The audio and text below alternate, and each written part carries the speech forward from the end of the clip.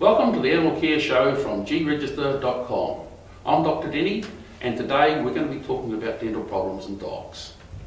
The problem we get is just the same as we get in humans when we don't look after our teeth. 80% of dogs, research in the United States has shown, over the age of 3 years old, have some sort of dental problem, particularly in the smaller breeds of dogs.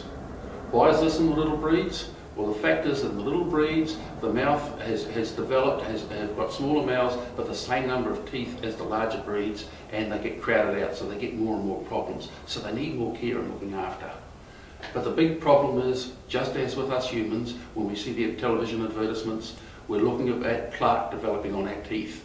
Plaque is basically calcium deposits on your teeth that we get rid of by regular brushing.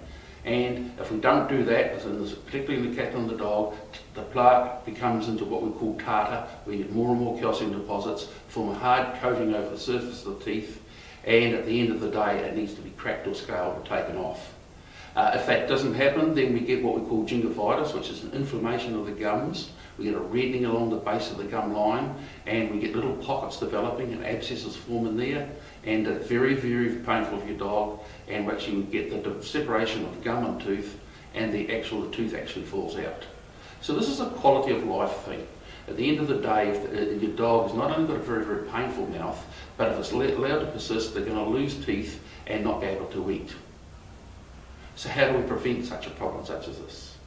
Well, it's not much different as from ourselves when we look at it. If we don't brush regularly, we're going to have problems. And it's been estimated that dogs should be really brushed regularly 2 or 3 times a week or more if necessary.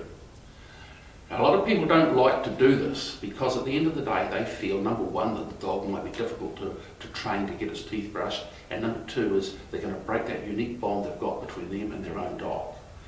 Dogs actually you find are not that difficult to train to accept the toothbrush or regular brushing, and also brushing and the regular contact every day actually helps accentuate that bond between yourself and your dog.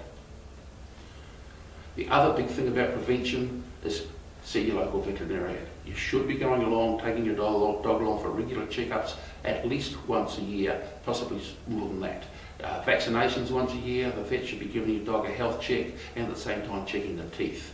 And by regular checking and regular scaling and removal of plaque and tartar, you can keep on top of this difficult problem, and your dog's going to have a long and healthy and happy and pain-free life.